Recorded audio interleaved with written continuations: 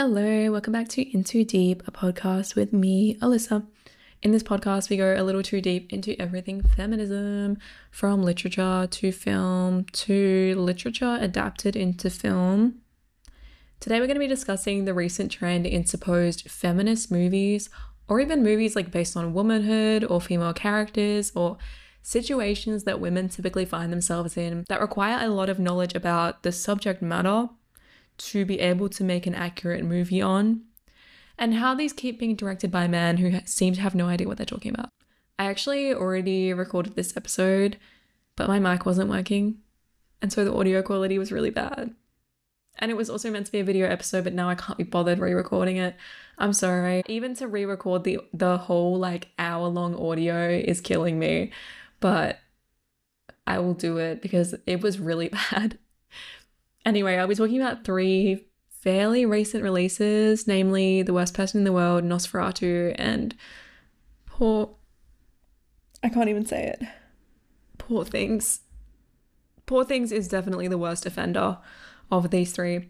The other two have redeeming qualities, but this one makes me so uncharacteristically angry to the point that I don't even think I can talk about it first because I would be angry for the rest of the episode. So we're leaving that one till last. And if you already know my opinion on Poor Things, which a lot of people do, then you know how much I hate it. But the other two have some redeeming qualities. The main issue that I had with the other two was that they were presented as these feminist films or marketed as being revolutionary for feminism or something. And I think most of those takes on the movies were by people online, not necessarily by the movie itself. Whereas I think with Poor Things, even the marketing of the movie made it seem like it was a female liberation movie, and that's what made it even worse. But yeah, I genuinely already feel angry just thinking about Poor Things. So I'm going to try and forget about it until we have to talk about it at the end. The one thing that all these films have in common, of course, is that they're directed by men. And actually all three screenplays were also written by men. The same men who directed the film mostly. And this is a pretty opinionated episode, I would say. And there's definitely been a problem or a big issue recently I've seen online of people just saying whatever they want on the internet with no resources, no evidence, which that's not a new thing at all, but I've just been seeing it a lot more lately. And I never want to say things that I don't have references for. And that's always why I try to have references for my episodes.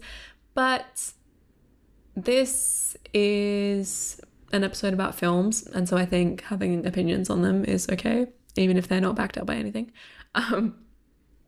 Everyone has an opinion on movies, so I think it's okay for this episode. But again, take everything I say with a grain of salt, I guess, because mostly just my opinion and also influenced by my education on feminist theory as well, I guess. And similarly, I'm not really going super in depth with these films. It's quite surface level. But before we start, let me just talk about how I made a TikTok account recently, and I've literally posted maybe 3 TikToks. And I've had extreme hate comments. Which, by the way, I love deleting comments. If it's a hate comment that just either completely is unrelated, is completely objectively wrong, or just misses exactly what I said in the video and says something completely different, then I'm deleting it. I don't care. But yeah, I feel so many people watch a video and they comment something completely unrelated or something that was already discussed in the video, and they're why didn't you say this? It's literally like Victoria said in the last episode when someone says, I love waffles, and someone replies, oh, so you hate pancakes. No one said that. And I feel that's every comment I'm getting. I'm when did I say that? You're just extrapolating based on what you think my opinion is. And yeah, so really been enjoying deleting comments lately. And that definitely ties into the whole Abby Chatfield thing that's going on lately, which I don't want to get into, so we won't. We're going to go straight into, actually, we're not going to go straight into the first movie because I was supposed to talk about 4 movies in this episode, but I never got around to watching the 4th one. So I'm not going to talk about it without having actually seen it. That movie is, of course, Anora. And I did have a request to talk about this one as well, and I felt like it would have been appropriate for this episode, but I literally just couldn't be bothered watching the movie. And yeah, from what I've read, I'm glad that I didn't. But the synopsis is kind of just like a Pretty Woman-esque movie that's kind of trying to reverse the idea that she needs to be saved by someone, or that like being saved by some random rich man is a thing that really happens. But I don't think Sean Baker has the ability to make a movie like that. And we're going to get into why. Also, I kept writing Sean Evans. Like, I was looking up stuff to do with Sean Baker and I kept looking up Sean Evans and I was like, why is the Hot Ones guy coming up? And it's like, because I looked up the Hot Ones guy. They need to change their names because they can't be two Seans. Sorry. Anyway, the movie was kind of trying to subvert the whole Pretty Woman thing. But the problem with that is that even though she elopes with this random Russian son of these rich people, and then their marriage ends up not going through, and it's like, well, I guess her being saved by a rich man was never going to happen. But the thing is, she still gets saved by some other guy in the movie, so it's not really subverting anything. I think Sean Baker still agrees with the fact that men can save these sex workers. And yeah, he doesn't really see anything wrong with that. And Sean Baker, there was a series with W Magazine, I think it's still going on, with directors like doing photo shoots. His photo shoot for that magazine was so ugly. Not only was it like weirdly pornographic, but it was also just ugly. The color grading was disgusting. It was a photo shoot that he was doing with Mikey Madison, of course, the lead actress in Anora. And also Hoyeon, the one who was in the first season of Squid Game. I actually don't know what else she's been in, sorry. Essentially, they're like donut thieves who were breaking into donut shops and eating all the donuts.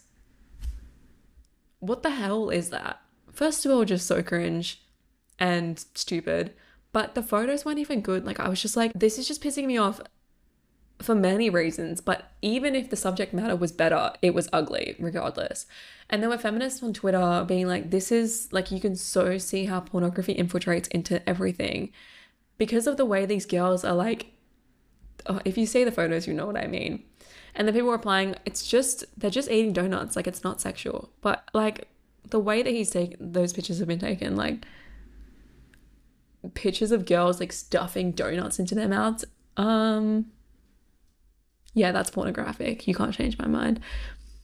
It's just that even if it wasn't that, like, it was still ugly, especially when you juxtapose that with Quentin Tarantino's photo shoot with, again, Mikey Madison and Margaret Qualley. How do you out-freak Quentin Tarantino? His photo shoot, objectively beautiful. And he put himself into the photo shoot and it was still good. Like, it was nice. They weren't being crazily sexualized or anything. They just looked pretty and it was completely fine. The theme was really nice. The photos were, in terms of color, they were really beautiful. How are you doing a worse photo shoot in terms of objectifying women than Quentin Tarantino? Like, you have to be really awful. And my claims are not unfounded. Keep in mind his Twitter is private now, but I was trying to stalk him and I couldn't. There were a lot of claims that he was following heaps of right-wing, conservative, Donald Trump supporting Zionist accounts and also heaps of like porn accounts on Twitter. The only one that I have confirmation of him following, which is crazy, was an account called IDF Babes.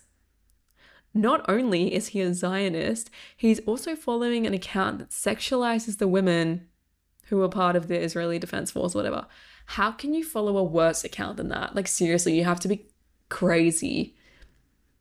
He also has really bad opinions on sex workers as well. He thinks that sex work and prostitution should be completely legalized and deregulated, like no regulation at all, because he thinks that the woman should be able to choose to do whatever she wants to do. Just completely missing the point of why the sex work industry is a problem and why prostitution is and has been a problem for centuries. And then he goes and makes a movie about a stripper. Like, I don't even need to see that to have an opinion on it. Because how is a guy with an opinion on sex work like that going to make a movie about it and do it any kind of justice? But yeah, I just wanted to talk about that quickly because I was meant to talk about the film, but then I didn't watch it. Sorry. We're going to move on to our first movie that we're talking about in this episode, and that is The Worst Person in the World, directed by Joachim Trier. I'm going to read you a quote from an article titled Memento Millennial by Aisha A. Siddiqui, because I think it sums up this movie pretty well, and it also talks about a few others, kind of a recurring trope that we've had recently. Anyway, Aisha says, the last decade of fiction starring single late 20s, early 30s white women recycles different iterations of the same boring, selfish, reckless, cynical, and unmoored depressive figure with a dissatisfying sex life that they organize the rest of their lives around. The self-sabotaging white woman is to the 20-teens what the flailing dad was to 90s family comedies, an era-defining trope. These women are always unhappy in the same ways, always vying for love in places they are guaranteed not to receive it. The list includes Hannah Horvath, the one from HBO Girls, Fleabag, the protagonist of My Year of Rest and Relaxation, and the protagonist of The Worst Person in the World, and a litany of less acclaimed versions of the same. I do see this as a criticism as well, in saying that it's just nothing new, and to that extent, it's also kind of boring.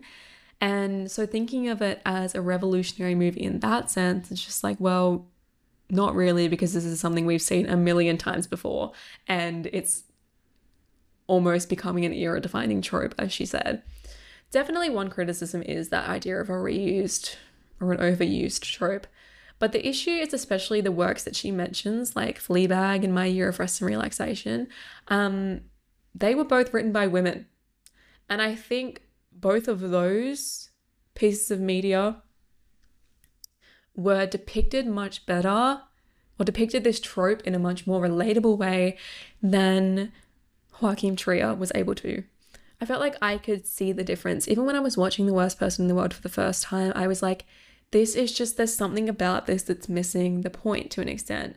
Even if I wouldn't have agreed with the movie regardless, even if I did like it conceptually, I would have still been like, it's just not really getting the full point. Do you know what I mean? Like, he's missing something.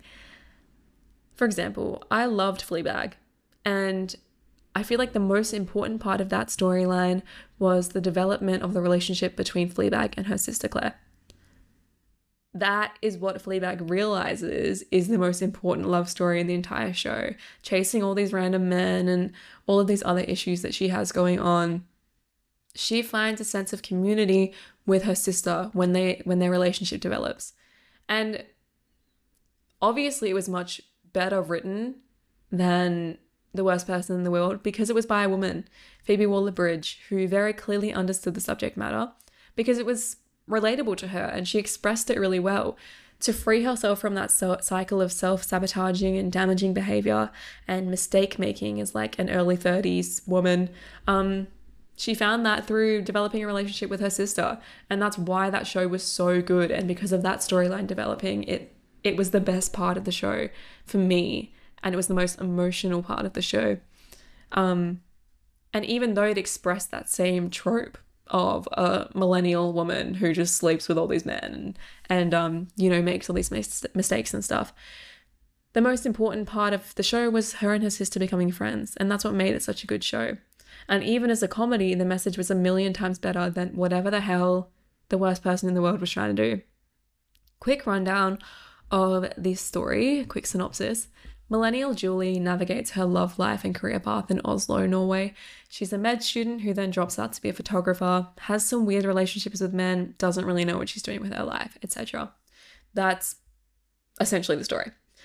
Her first relationship is with this guy called Axel. And honestly, this character is probably what pissed me off the most.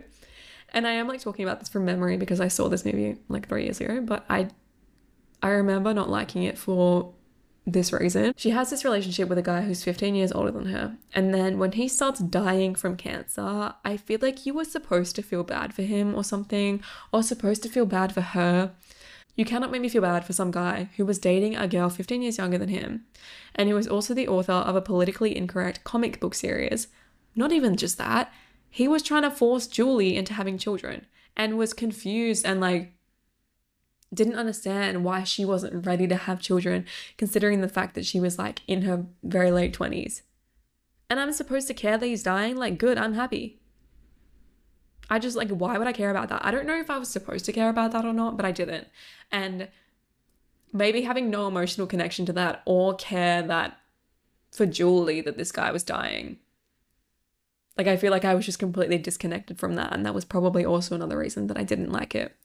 Like, if that happened to me, I would probably kill him myself. And I think he was meant to be shown as a character that's just a bit misogynistic, which made sense because Julie was a bit anti-feminist. But the problem is he wasn't just like a little misogynistic. He was like a misogynist extremist. They made him too misogynistic for this role.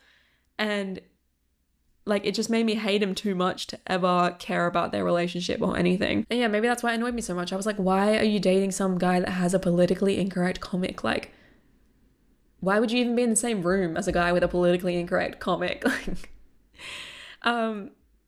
as I said, her weird freak boyfriend is trying to convince her to have a child. And I feel like a lot of the film centers around whether she's going to have children and who with. Of course, the fact that she drops out of med school to become a photographer is meant to be a big part, where she feels like she's kind of lost in her career. But like, it's not given the same weight as her relationships with men. And I think that's definitely, like, you can tell that a man made it, because the whole thing is just her dependence on these relationships with mainly the two men and also her father as well. Like, she literally takes like 3 photos in the film, and she's meant to be a photographer. Her actual career progression, that doesn't happen on camera. We don't know about that. And maybe I'm biased, but to me, having a child is really unimportant. When you're talking about the life of a woman who's kind of lost and trying to find a career and figure out what she's doing, like, why is the whole plot pregnancy based? I know that's pretty biased, but I think this film makes it out to be the most important thing in her life. Like, it steals her actual life away and makes her whole character about only whether she'll procreate and which man she's going to procreate with. I know that this is already obviously something that is forced onto women in real life, and so it's not really that inaccurate to have it portrayed on film. But I feel like the main problem is that the film did nothing to subvert that. Like, it just expressed it in a way that it is. And I mean, I guess there's nothing wrong with that, but then to say that it's such a feminist movie is the main issue, because I'm like, not really. It's pretty misogynistic, actually. I did see a comment about how someone was saying how pregnancy-focused movies are all innately anti-woman, but even that isn't true. Someone replied to that comment. For example, Juno and Portrait of a Lady on Fire are definitely not anti-woman in any way. Actually, side note as well, Juno is such a good movie, especially in terms of it being directed by a man. And of course, the best part of that movie is how her relationship develops with her baby's adoptive mother, and like how much of a positive ending it has as well. And that old man who's like grooming her gets what he deserves. Do you know what I mean? Like, that was a good movie. I just don't know why as a man you think that you have the right or the expertise to write a movie about a woman in this way, especially a movie where you want to talk about pregnancy and being lost as a millennial and like who she's gonna have a baby with. Like, it's honestly so patronizing for this guy to think he has the expertise to express a woman's life accurately on film. And to me, it's disappointing as well that so many women related to this, because Julie has no friends. Like, the entire movie seems to depend on her being so focused on finding a relationship with a man, and everything kind of centers around her existing relationships with men and also with her father, like I said. Like, oh my God, just make a friend. Make a female friend. No wonder all these millennials in these movies hate their lives and they're depressed. And every weekend, they just hook up with a loser man and then they're more depressed. It's like, yeah, maybe if you had a friend, but the thing is, this character wouldn't have any female friends because she's already presented as weirdly anti-feminist. Like, she publishes some viral article titled "Oral Sex in the Age of #MeToo." But then that's also her only, like, the only mention that she's even interested in writing. So she has no friends, no hobbies. She's apparently a photographer, but she takes like 3 photos in the movie. Of course she's lost in her life and she doesn't know what she's doing. Like, of course. And that sucks that it's so relatable to the female audience because, like, what a sad life to live. I found a review from a website called Socialist Worker by Sophie Squire titled The Worst Person in the World, Commentary on Sexism, Love and Being Lost in Beautiful Film. She says the main actress, her performance as Julie is stunning, but her character still feels slightly like a male writer's secondhand fantasy of a modern woman. She's messy, but in a curated way, always cool with a perfect minimalist wardrobe. Is this also a commentary on the pressure women feel to conform to specific sexist standards? It's not clear. And what makes Julie's character feel even less authentic is that she seemingly doesn't have a single friend. Despite this, there's plenty to love in the film. And I say that as well. I mean, I don't think the film is like literally the worst thing that's ever been made. It's not Poor Things after all. But yeah, I don't think it really deserved all the acclaim that it got because it's like, we should be able to ask more from directors like Trier to actually do anything revolutionary or anything different, doing a supposed character study of this millennial woman that's stuck. It's just like, it seems like it's a fantasy for him to like talk about a woman in this way. And to me, it seems infantilizing and patronizing to make a movie like that. There's also a few other quotes in this other article I found on a Spanish website called El País. I don't know how to pronounce it.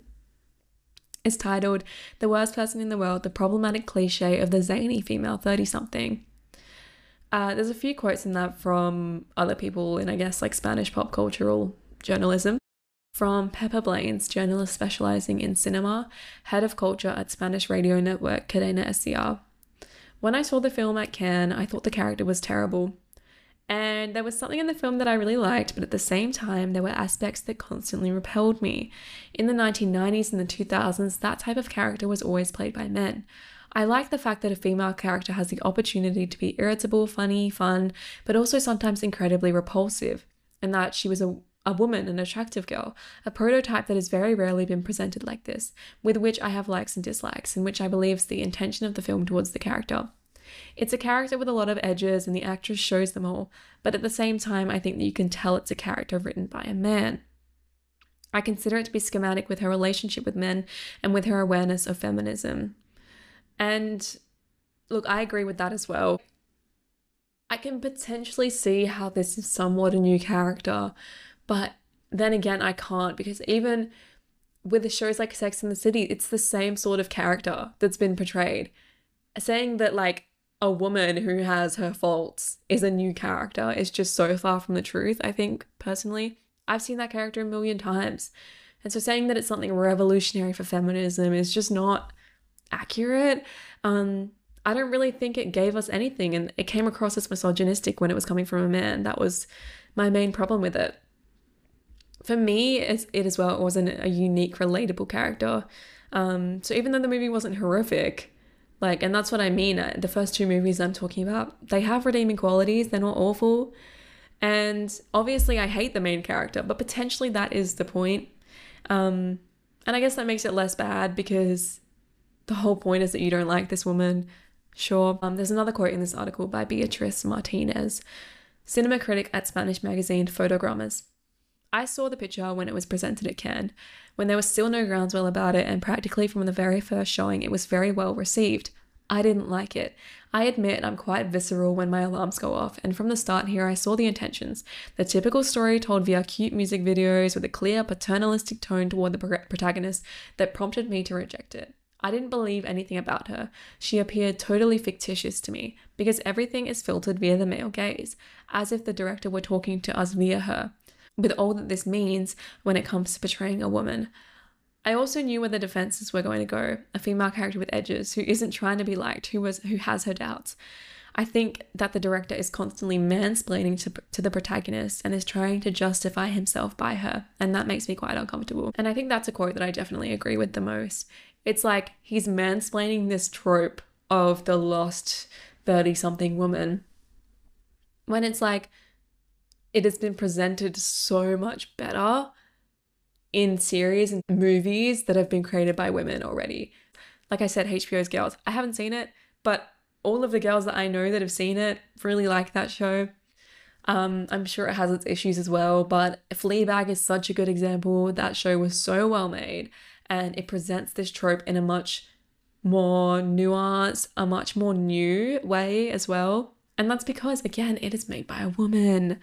It just comes across as kind of missing the point when it's a director who clearly doesn't care about his character, who is okay with presenting her in a way where no one likes her. And she's just like, I don't know, it just comes across as a bit stupid and missing the point because he has no real experience being this character, nor does he have any first-hand experience knowing anything about how it is to be this woman in real life. And yeah, I think that's the main problem that I have with the movie. I don't think it's the worst movie ever made, but I guess that was the main problem that I had with it. That's kind of all I have to say about The Worst Person in the World. I think it was, I mean, it wasn't like an unpopular movie, but compared to Nosferatu and Poor Things, I don't think it was like as well known. So the next film I'm going to be talking about is Nosferatu, directed by Robert Eggers. Nosferatu is kind of a film that I was destined to enjoy regardless of the misogyny. Like, put a vampire in a movie and I like it. It's not hard to please me in terms of vampire films. I'm probably going to like it if there's a vampire. So yeah, I did really like Nosferatu. And maybe that's not a perfect feminist perspective, but because I love the stylistic choices so much, as a film, I liked it anyway. And as we'll get into, I actually don't think this film was that bad in presenting women. I just, again, don't think it's really accurate to label it as a feminist film. But overall, I don't think it was a bad film. Nosferatu is a very, very old story. And I don't think it was never in its entire history ever anything that could be said to be feminist or woman-centric in any way. For some reason, a lot of people were taking it like that, and there were a lot of readings of this movie as it being a feminist retelling of Dracula, which is just like completely incorrect. If you don't know the background of Nosferatu, I actually do kind of have to give like a long background here into Nosferatu and also Gothic vampire literature. So just hold tight for that. It's very interesting, so it's okay. Nosferatu was originally a silent film released in 1922 based on Bram Stoker's Dracula, but it was actually an unauthorized adaptation of the original source material. And so even though many aspects of the original story were changed, mainly to be more palatable for the German audience that it was made for, it still ended up being sued over copyright violations, and a court ruling ordered all copies be destroyed. Luckily, several prints survived, and then that is what the 2024 Nosferatu was based on. I'll also give, hopefully, as I said, a quick history of vampire Gothic fiction and why it arose, because I think it's important to understand that in order to understand why vampires appeared in literature throughout history and how that impacted Nosferatu. Quick rundown of the story of Nosferatu, which is very similar to Dracula, obviously. Ellen is haunted and hunted by a Nosferatu, or Count Orlok, and he is essentially trying to buy property in Germany via her husband, who works in real estate, but he's also doing that to try and get closer to her. Orlok then brings the plague to her town and threatens to kill everyone if she doesn't give in to him. So she makes a willing sacrifice to save everyone in the city at her own expense. So there's definitely some differences from that to Dracula, if you know the original story. And especially with this film as well, there were some changes made from the original Nosferatu. I mean, of course, because originally it was like a silent film. So definitely at least a few changes. I found a thesis by Shirley Shen Chie titled The Beast Within, Gothic Vampirism in the 19th Century, which gives a good background to why vampirism arose and also when and how it arose as well. Vampires were developed in Gothic fiction as early as 1813 by Lord Byron in the, I don't know how to pronounce this, but it's like the Giar, try and look that up. Wherein a version of a vampire who returns from the grave to torment his relatives is seen. The first actual vampire mention in writing as the term vampire was The Vampire by John William Polidori in 1819. Actually, vampire spelt with a Y though. Both Polidori's story and Mary Shelley's Frankenstein were products of a ghost story competition proposed by Lord Byron in 1816, which is interesting. It always comes back to Mary Shelley, by the way.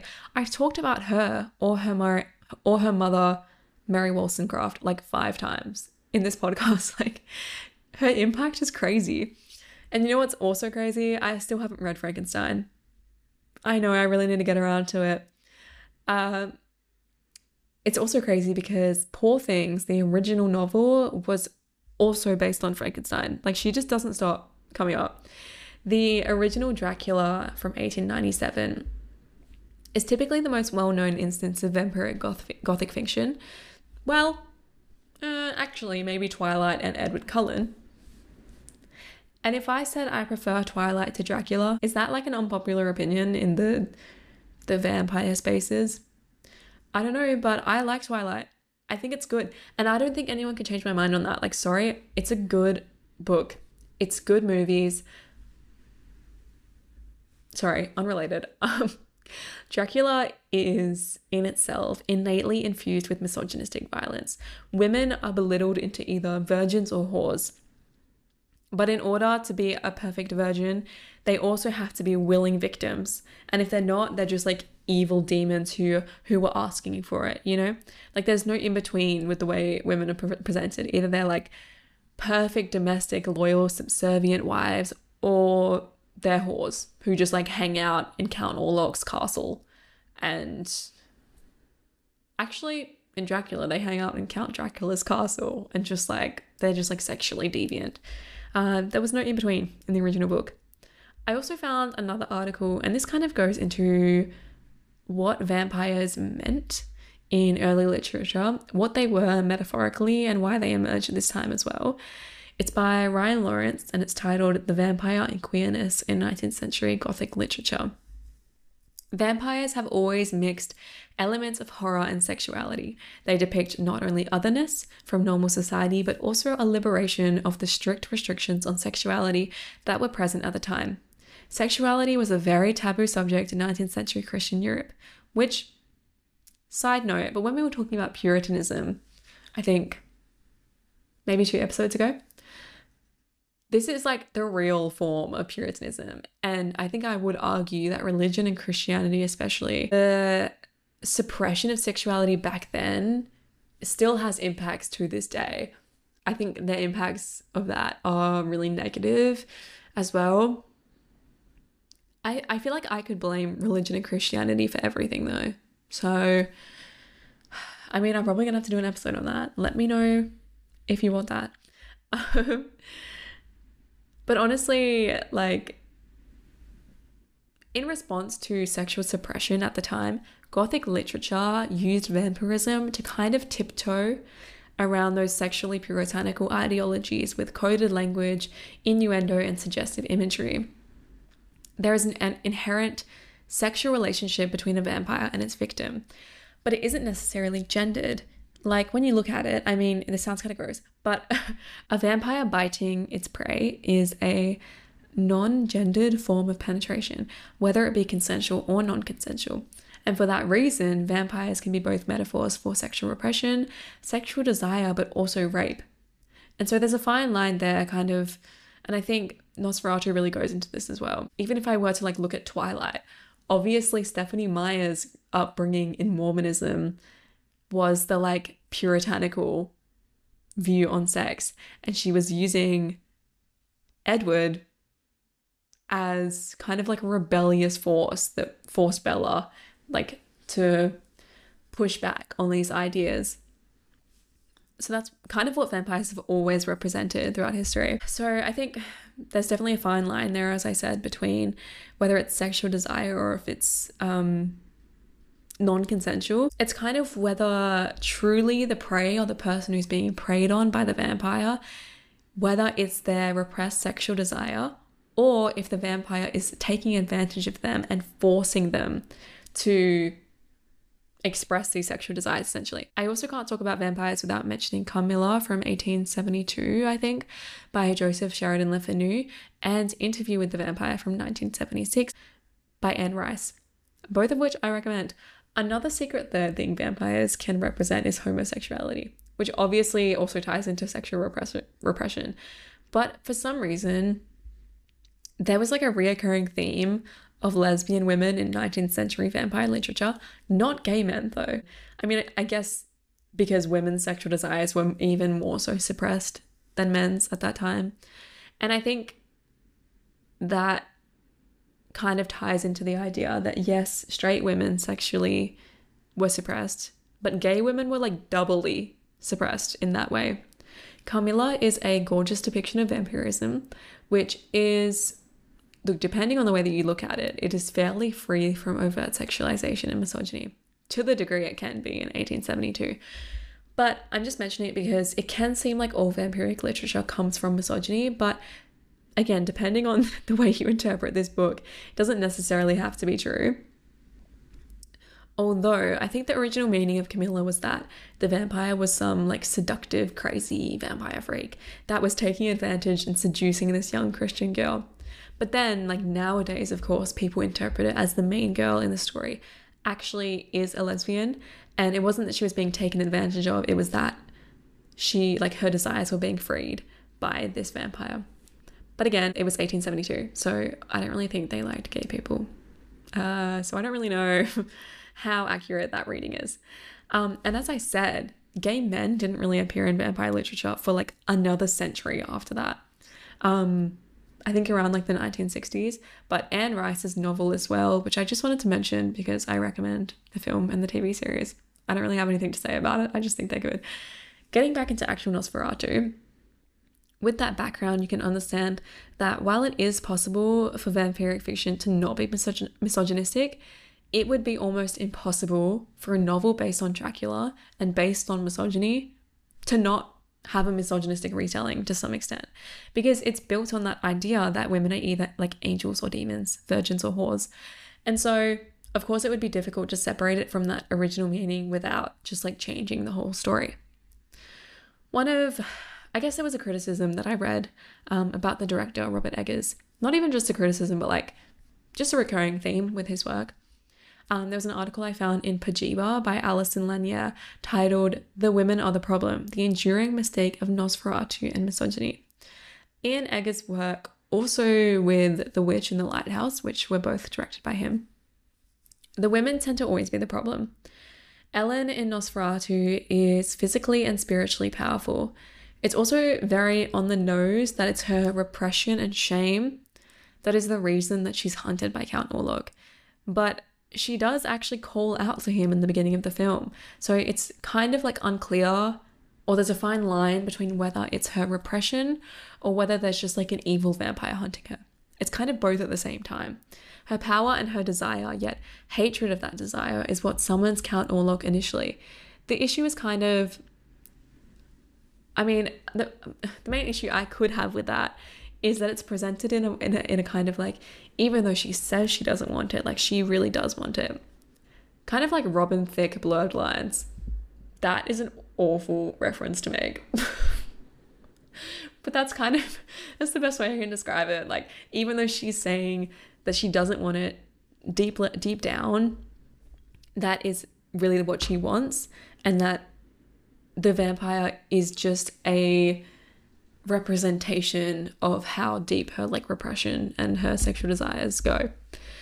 And again, that's honestly like one of the main issues that I can bring up with it. But once again, when you're adapting Dracula, that's kind of impossible to avoid in terms of the original story. The author of this article also argues that Ellen actually has more agency than the female characters did in the original Dracula, wherein the reason that Dracula was haunting, I think her name was Mina in the original, was because she looked like his wife who died in a war like 500 years earlier, and he'd just been living in like depression for like 500 years, and that's the reason that he's hunting her. So these female characters in the original Dracula were fighting some kind of ancient evil that they actually had no play in, no power over. They were just like chased and attacked by this crazy vampire, right? Whereas Ellen in Nosferatu, she has some degree of agency because she's battling her repressed self. It's not some ancient evil that she can't overcome, she has no control over. The original novel was very hostile towards female sexuality. And I think the film as well, like Bram Stoker's Dracula, the film from like the 1990s or something, I can't remember when it was made, it was definitely a way more sexualized version. That movie probably more misogynistic, but I did still like that movie because I think it's impossible to present Dracula without having that idea of like a binary between sexual women and non-sexual women. When Ellen eventually gives into Count Orlok, you're never really sure if it's a choice that she's making willingly, because she is being coerced into it in order to save her city and everyone she cares about. She has to give in to him. But simultaneously, by giving in to him, she's also saving herself from that shame and self-hatred that she has regarding her sexuality. And so I guess the film itself, I did really like. And the main problem here isn't with the film, it's with saying that this is a feminist retelling of Dracula, because I don't think that's exactly true. Though I think it does give some more agency to Ellen than previous adaptations have. The romanticization of a relationship between vampire and prey doesn't really translate as well these days. Perhaps because female sexuality isn't suppressed in the same way it used to be in the 1800s. But even the original men writing vampire stories throughout history didn't always understand female sexuality. And for that reason, they wanted to present a woman's repressed desires as actually not being her own, but as being created by a seduction by this vampire who is kind of preying onto her and forcing her to give in. And so they really depict the female sexuality in a way that they can understand as an outside observer, I guess. Sexual predation in vampire novels therefore represents vampires as predatory and sinful, morally wrong, and seducing like these good Christian girls who would have otherwise never partaken in like these sexually deviant activities without an outside force like a crazy demon vampire predating on them and forcing them into it. So I think there's different levels. I don't think Nosferatu is a feminist film, nor do I think it's an anti-feminist film. I think maybe it could have gone into more about Ellen's character, but in terms of being directed by a man, I don't really think it was done that badly. Again, it's not really the movie that I have an issue with, it's just having all these takes about it being feminist, which I wouldn't necessarily agree with. The film itself is beautiful, and the way Ellen was presented as well was not overly sexualized or overly objectified, but still sexual. So I think actually overall the movie was done quite well. But again, I don't think it was a feminist movie. So yeah, just don't give it that title. We have now arrived at the part of the episode wherein we have to talk about Poor Things. This is a really sad time for me. It's going to be so hard. Like, I feel like I'm just going to get so angry. But let's get into it. Poor Things. When I saw this film, I posted about it after I saw it, and I had a man reply to my story with me when I didn't understand the movie. Honestly, do I even have to say anything else? And yes, I blocked him immediately. Do not talk to me, you freak cinephile man. Disgusting. Anyway, after I saw this movie, I think when I first saw it, I didn't really know how to feel about it. Like, initially it left like a weird taste in my mouth. I was like, I don't know like about that.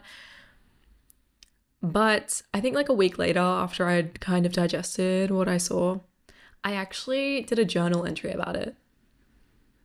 And you know what's so crazy about that? I don't have a journal. And I don't journal. It was so crazy to me that I had to write about it. That is not something that happens to me. Like, I need you to understand that, like, that is not something that happens to me. But I felt like I was going clinically insane to the point where I had to write about it. So I'm going to read my journal entry for you about this movie. I saw Poor Things with Erica on Saturday night, and ignoring the fact that it was the poorest excuse for a feminist movie ever, it was also pro-pedophilia. And no one else is of the same opinion as me, and I hate feeling like I'm crazy when I'm literally right. And so I attached 3 Letterboxd reviews about it as well, because I had been searching like high and low to find anyone who had the same opinion as me, because I felt like I was going insane with the amount of people on TikTok that were like, guys, you need to go see this feminist movie. I felt like I was going crazy. Anyway, I'll read you one of the Letterboxd reviews here. This was a gruesome 2 hours and 20 minutes of grooming and rape, a weird attempt to justify sexualizing children and or rape of people with disabilities. If it's obvious to people that babysitters cannot possibly have a consensual relationship with the child, I don't see why this wasn't the same. The fact that it's not apparently glaringly obvious made me want to violently cry and throw up when I left the theatre, but maybe people don't see it because it's Emma Stone. And using disabilities and appearances for shock value was so low. What a waste. Yorgos should take his own advice. Just because he can doesn't mean he should. I'm so disappointed. I'm not going to read all of the Letterboxd reviews that I attached, but the main reason I attached them was because the only place where I could find anyone who agreed was by sorting the Letterboxd reviews by negative first, like the lowest reviews first. I continued on. I feel like I'm in a psych ward talking to a wall. Like, I'm not crazy, right? Anyone who hasn't seen it as well, who I explained the premise to, is like, what the fuck? But when I read the premise, I also thought it would subvert the ideas that it was talking about.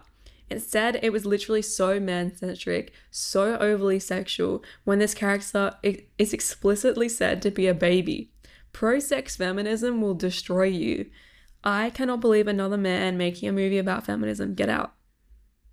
I posted on my private account that it reminded me of Worst Person in the World.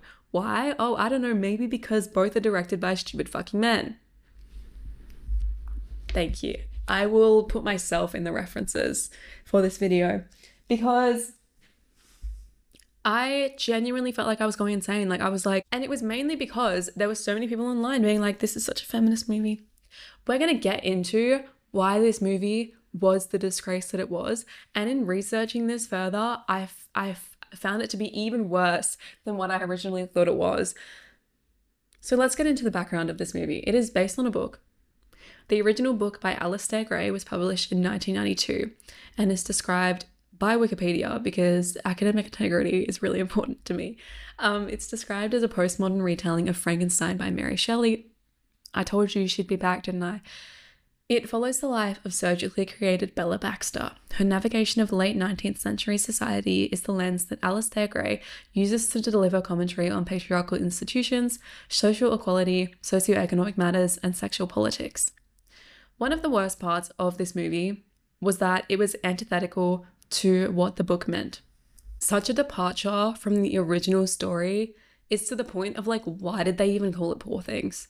This doesn't surprise me when it's directed by Yorgos Lanthimos. The original book centers Bella as described by her husband, Archibald McCandless, his autobiography, which completely distorts Bella's life.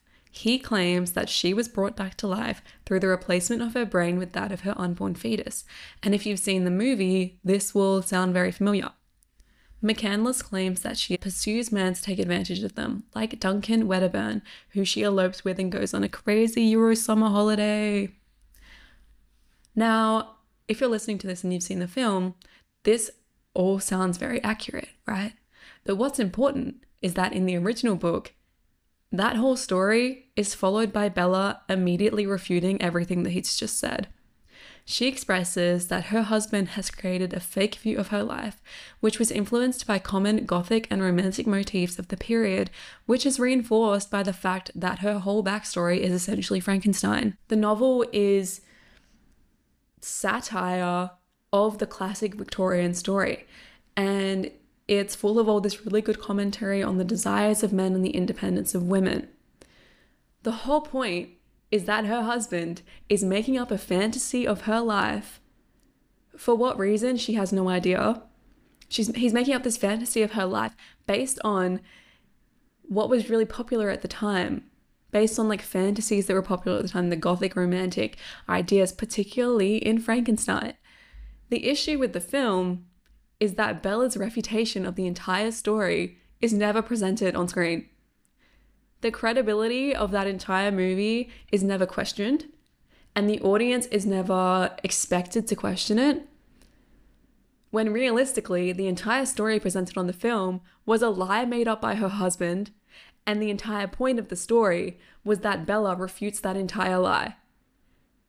Yorgos Lanthimos, the crazy, disgusting man he is, just deleted the rest of the book. And also the guy who did the screenplay, who I didn't bother to learn the name of, because how can you read that book, miss the entire point, write a screenplay about it, deleting half of the book, which makes the book important, and then make a fucking movie about it? Not only does that make it a bad film, but it's a severe injustice to what the original author wanted, what the original author was saying through his novel, and the amount of effort that he put into writing this novel and the ideas that he presented in it, and then you just delete all of them and you put it under the same name that he wrote his novel under. If I was that author, I would literally kill Yorgos Lanthimos. I would kill him now, and I'm not that author. And I didn't even know that until, like, this backstory, I didn't even know that until recently. And I still hated the movie without even knowing that. Initially, when I watched the film, as I said, it left me with a really weird feeling, but I didn't really know why. And before I had the time to digest what I'd seen, I think, yes, there are positives to this movie, but they are only the gorgeous costuming, cinematography, and the over-the-top humor, which I felt like was kind of clouding my real thoughts regarding the subject matter of this film. When I started to disagree with all the feminist takes that I was seeing on TikTok, I really started thinking about why I hated this film and how much, to an extreme degree, this film was peak anti-feminism and women hating. But to my dismay, as I said, I could not find a single person that agreed with me, except for very few people who were leaving like negative reviews on Letterboxd. I was searching, because I felt so crazy, I was like, I need to find someone who agrees with me, because otherwise, I don't know what's happening right now. I feel like, did everyone just forget what feminism was? I couldn't find any reviews, any articles. Every single thing I found about this movie followed the same idea that it was a revolutionary feminist film, feminist liberation. Now, upon researching it a year later, thankfully, I can find people who are on my side. But oh my God, it triggered a depressive spiral in me, because I felt like I was insane because no one agreed with me. And I was like, how can you be watching this film and think that it's a feminist film? And I was literally right. I was right. He changed the entire concept of the original book to make it anti-feminist when the original book was a feminist book. Anyway, I'm going to read some reviews that I found. Thankfully, a year later. So this review, it's posted in this blog called The Punk Theory. She's talking about essentially just the book versus the movie. The story is trying to come across as this feminist emancipation thing, but to me, it felt like peak male gaze that somebody slapped a feminism sticker onto. It's giving manic pixie dream girl for a large portion of the film. This story takes grooming to a whole new level that I didn't even want to know could exist. It's trying to be artsy and odd and crass at times, but essentially it felt like somebody tried to do David Lynch, but took a wrong turn or 5 along the way. This is pretty similar to the take that I had. What made the movie so much worse is that it was marketed as, and really seemed like it was showing the independence and sexual liberation of this young woman, when it was really just showing her getting repeatedly taken advantage of when she was a baby-brained adult, getting sexually assaulted first by some freak man who then she elopes with and goes on a vacation with, and then getting taken advantage of later in a Paris brothel where she works as a prostitute. And then somehow having all of those experiences had no negative effects on her. Instead, they were all positive experiences for her because they liberated her and they made her independent and they made her understand the world. The manic pixie dream girl impression throughout the movie, it was inescapable. It was inescapable for Yorgos Lanthimos to recreate the part of the film which was meant to be a male fantasy that was untrue and not have just a manic pixie dream girl as the protagonist. The whole story that he told was from her husband's perspective, who clearly was making a fantasy out of her or was trying to destroy her reputation or something. It was a completely fabricated story of her life, and that's why it seems like it's so manic pixie dream girl, because it's all fake. And it's all male gaze. And that was the point. That was literally the point. When I was first looking for reviews, I ended up finding literally one that agreed with me. And this was a Vulture review by Angelica Jade Bastien. She titled it, "Is Poor Things Really the Best We Can Do?" What Poor Things aims to be is a fantasia of sherbet colours and steampunk steel, a Frankenstein-inflected philosophical questioning and a wild girl's coming of age, a pitch-black farce and a sexual investigation that hinges upon the belief that, yes, women captain their destinies, and I can sense that everyone involved in the film, from screenwriter Tony McNamara, we learned his name even though I didn't want to, who adapted the novel by Alistair Gray, to director Yorgos Lanthimos and leading lady Emma Stone, to even composer Jeskin Fendrix, is committed to these ragged, wide-ranging impulses. But these impulses are rancid. For a film whose camera is so obsessed with its lead actress's body, it is remarkably sterile on the subject. I wanted to include that introduction that she did to her review, mainly because I think it's really well written, and also because it's true. No one involved in this film is innocent. Of course, Yorgos Lanthimos, the crazed sex freak, and Emma Stone as well. Acting like a baby? Yeah, of course, her acting was good, but to what end? Acting like a baby for the entire film did not come across well. Especially when, for the first 20 minutes of the movie, you, as an audience, don't know that she has a baby brain inside of her woman body. So the way that she's acting is like an exaggerated form of a person with disabilities, and that did not come across well. And I've seen many disabled people saying that it was very ableist, the way that she was acting. It was like just such an exaggerated and offensive version of what a person with disabilities would look like. Like, she continuously just pees herself, smashes plates against the wall, like just does all these crazy things, and it's all meant to be like really humorous and we're supposed to laugh at her. That does not come across well at all. While the film is never slow or boring, as Bastien notes, there's a corroded spirit to the story, like it's intermittently possessed by an edgelord who's unaware most women menstruate, and an early wave white feminist who believes having sex is the most empowering thing a woman can do. For all the fucking, there is no menstrual blood. In many ways, the film demonstrates the limits of the modern cis male auteur's vision for and about women, particularly their sexual selves. Most importantly, for me at least, if a woman had directed this film, there is no way, and especially if she had written the screenplay, there is no way that she would have cut the end of the book out. The end of the book, which is the most important part, which is essentially saying that everything you're seeing is a false view of this woman's life from a man's perspective who wants to make his wife's life out to be a fantasy and infantilize her and make her out to be sexually deviant and seducing all of these men.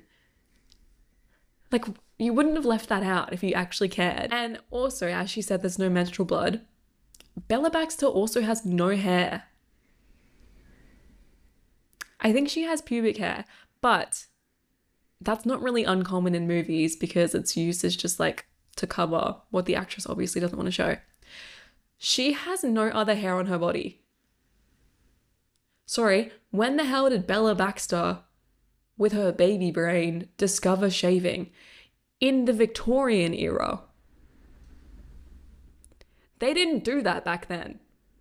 Not only is it historically inaccurate, but it's also just continuing to propose the idea that women are naturally like perfect and hairless.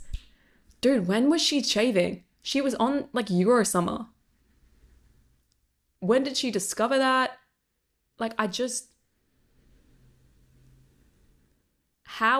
course a male director's having the lead actress still continue to shave, even though it's not historically accurate, nor is it accurate at all to the character that she's meant to be playing.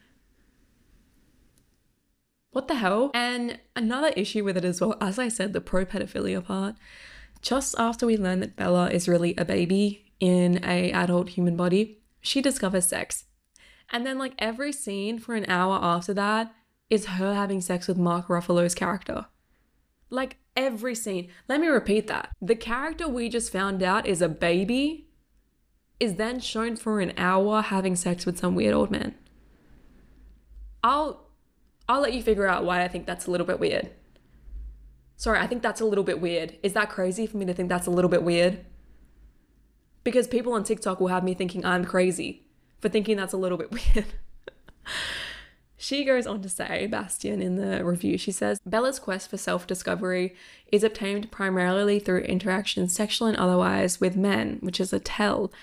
She delights in becoming a sex worker in Paris, though she only shallowly interacts with another woman employed there. Neither script nor direction illuminates the shape of the patriarchal forces that brought these women here. And given the detail put into the visual components of the world, the lack of material context is glaring. I mean, that last point is also really important. This film won so many awards, and especially for costuming and like set design and things. Yeah, of course, it was beautiful. The costuming was great, of course. You can't just have like good costuming in a film and then think that's going to carry the entire film. The film itself was horrific. It was bad, it was lazy, and the amount of effort they put into the visual component and completely missing the mark with the rest of the film and even portraying the book to an accurate degree, that is so obvious. Makes it more obvious when there's been so much effort put into the visual components of this film. So yeah, another of my main complaints about this is the fact that baby-brained Bella Baxter finds herself in her independence as a prostitute. There is such a lack of care about the humanity of any of the characters, and I would say that's accurate to any Yorgos Lanthimos film. And Bastien also writes about Barbie and how, well, yeah, it has its faults, but at least Greta Gerwig took interest in the interior conflicts of its female characters, when Poor Things can't even show interest in one. Like, it is so obvious that no one actually cares about Bella's character. She's just there to be humorous. And there's also another post about this and the difference that her experience as a prostitute is, how different it is from the book to the film. It's actually a post on Reddit by user annual visit 7199. They said, what I mainly take away from Grey's Paris episode, i.e. when she goes to the brothel, was that we're meant to realize that prostitution is yet another unfair system preying on poor isolated women designed to trap them by stripping them from their autonomy. Bella also got to be aware of sexually transmitted diseases, which fuels her future ambition to treat the poor and women in particular, which ends up not being even a thing in the movie. What I got from Lanthimos instead is that prostitution was a way for her to gain bodily and financial autonomy. It is also framed as a crazy sex romp she got the opportunity to do. We briefly see that she doesn't have a choice when it comes to who she's having sex with, but it doesn't seem to have any repercussions for Bella.